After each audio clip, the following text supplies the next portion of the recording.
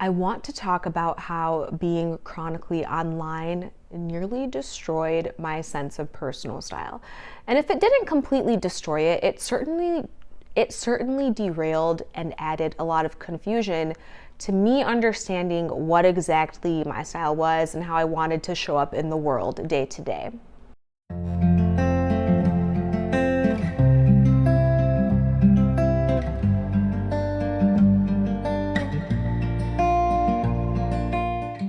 Welcome to my channel, Adora Asks. We're here to move from distraction to discernment so that we can master the things that matter most. I'm getting on here on this Ash Wednesday. You'll be watching later, but that's why I have this line on my forehead, because I want to talk about clothing. What an ironic topic for this day, but we move forward.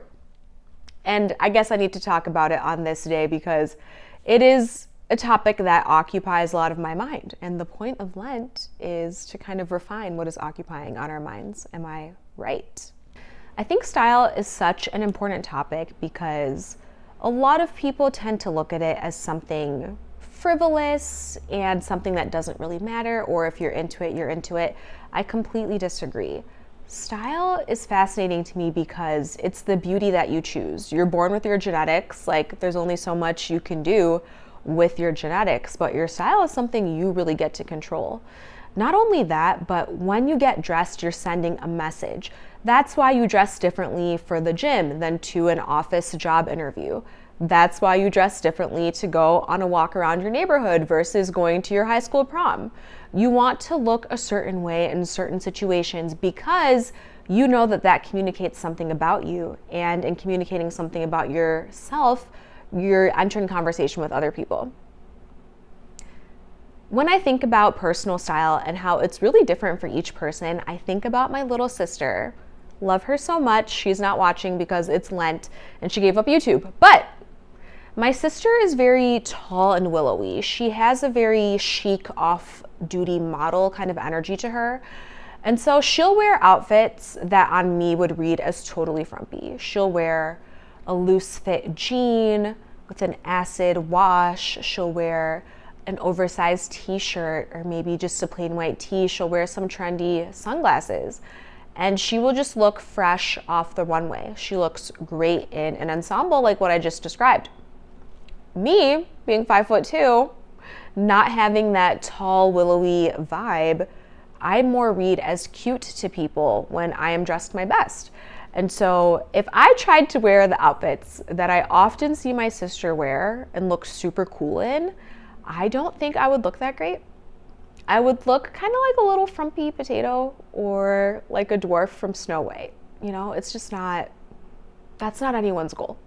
I bring up my sister just to show that different things look good on different people. And for me, that's a particularly interesting facet of style and one I'm always trying to decode and dissect.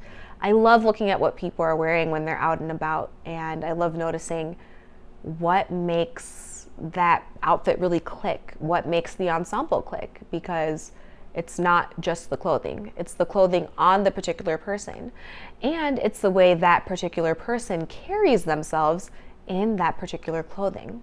I've come to notice that it's a lot easier for me to discern these kind of minute differences and nuances in what makes something look good or great in person than it is for me to do that online.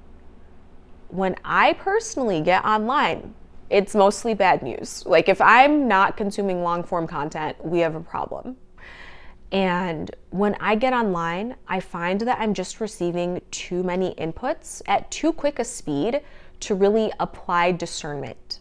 So let's say I'm scrolling through Pinterest, for example, and my feed has a bunch of beautiful women in beautiful clothing, which, you know, I love beauty, I love to look at.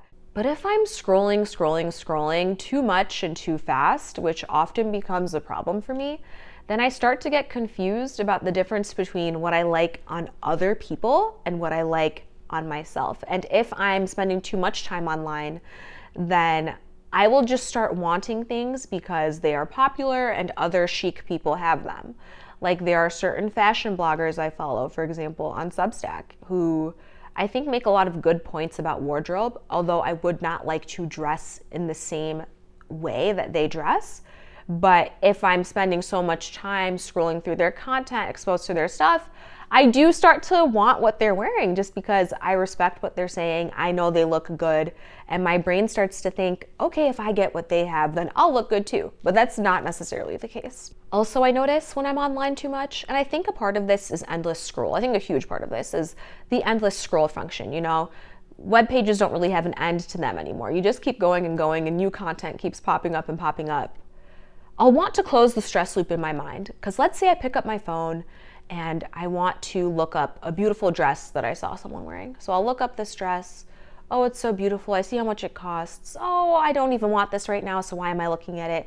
And then that starts to make me feel like, okay, I'm wasting my time, because I am wasting my time. But then I want to close the stress loop. So then I want to add it to the cart. And then once it's in the cart, I want to click buy and then have it shipped to my house. And that, my friends, it's not good. It's not always good. If I actually wanted the item and had discerned for a long period of time that I would like the item and then added it, that would be one thing. But what I'm talking about is not that. It's just mimetic desire. You want things because other people have them. You want things because other people think they're cool. I have introduced 3 shifts that have really helped me break this online cycle of looking at clothes too much, dreaming up clothes too much, fantasizing too much about how beautiful I could look if I had XYZ product. And I've started to more deeply understand what my actual personal sense of style is. And because I now better understand my style, I don't have to spend so much time looking at clothing. So let's get into the things. They are, I introduced more natural fibers into my wardrobe. I started documenting my outfits. And lastly, I started journaling about the clothing that I saw that I admired. So in terms of upgrading to natural fibers, this has been a couple years process. I really started reading online about how different natural fibers perform differently in different types of weather and can really be helpful. And so I live in Chicago. It is freezing half of the year. And so I need to have clothing that can actually keep me warm. Things that are made out of wool and cashmere. Once I introduced those materials to my wardrobe instead of wearing polyester sweaters, my life completely changed, because once you experience quality, it is very, very difficult to go back to your former way of life.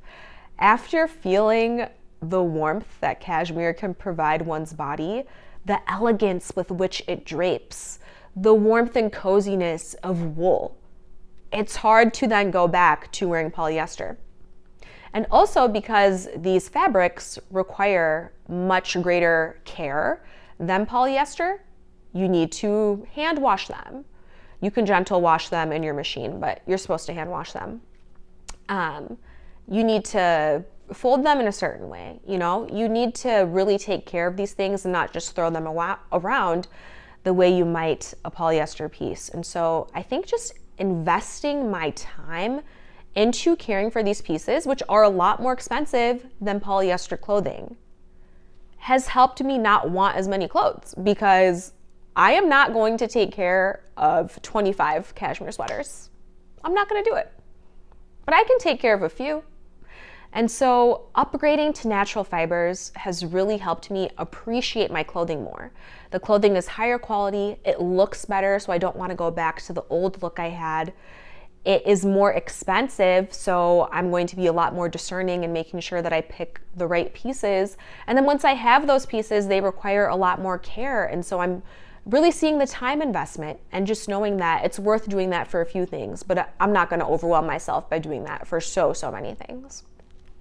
The second thing I want to talk about is documenting my outfits. So I started doing the 75 hard clothing challenge. I don't think I'm saying the correct term there, but I'll post it on the screen if I did not refer to that correctly. And I'll also post the person who created it. But basically, it's a challenge to wear everything you have and then to document yourself wearing those things and then to not add anything new to your closet until those 75 days are over. And so I just started doing the part really where I take photos of my outfits every day. That has been surprisingly transformative for me. I know outfits of the day are a thing. A lot of people document their outfits, but I had never done this and I didn't realize how psychologically helpful it would be for me. It was helpful because it just made me realize I have so many clothes and I have so many ways to wear the clothes that I have. So taking pictures of my outfits and then being able to scroll back as I accrued more and more of these photos just helped me say, wow, I have a lot of different outfit combinations. I really never wore the same outfit twice in like 75 days, which I feel like is a long time. And I actually really support outfit repeating. So to me, it just showed you got a lot to work with. Like, we really don't need to add anything here. Also, it helped me see which outfits I really just felt the best in and amazing in. You know, sometimes you put on an outfit and you're like, wow, 10 out of 10, right? I started being able to examine the photos in which I really felt that way. The outfits where when I put them on, I just felt like that girl.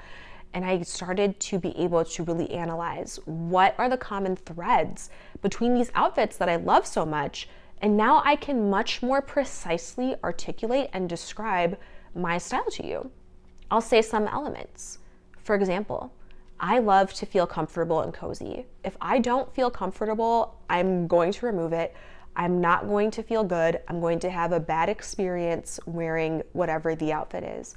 And so that's why I might prefer, let's say, an accordion A-line skirt to a pencil skirt. I also noticed I love to look elevated. I don't love wearing athleisure outside of the gym. It's ironic I'm wearing a sweatshirt right now, but I love to look a little bit elevated, and I love to look as though I put in effort.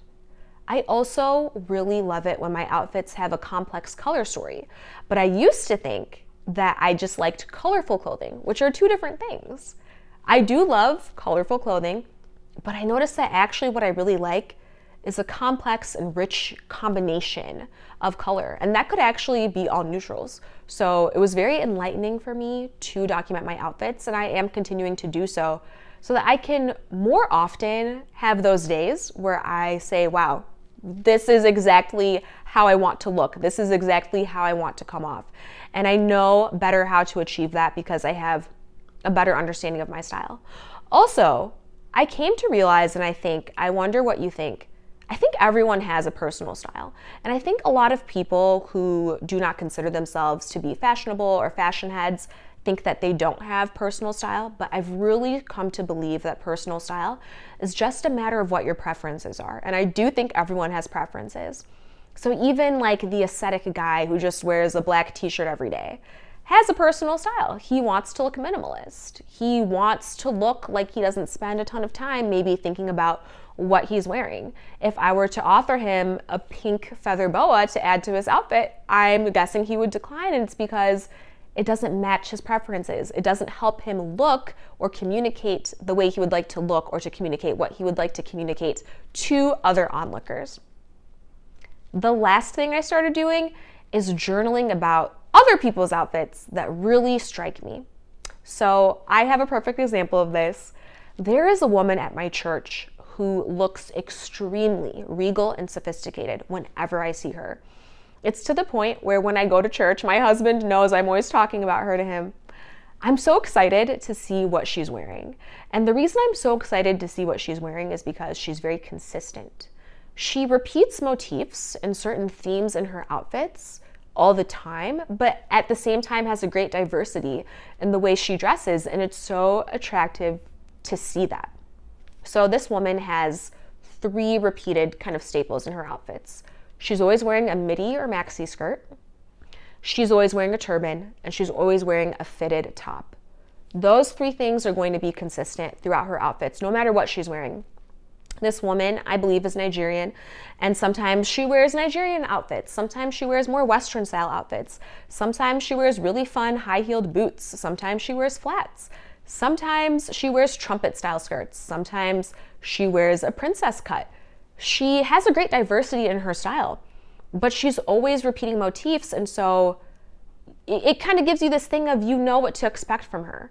And journaling about her style made me realize every kind of great style icon has that about them. Think of Audrey Hepburn, for example, very famous. She had that minimalist, gamine, chic style, and she was always repeating that. She didn't like wildly explore and diversify. But the woman at church showed me It's not about having the exact same outfit every single time.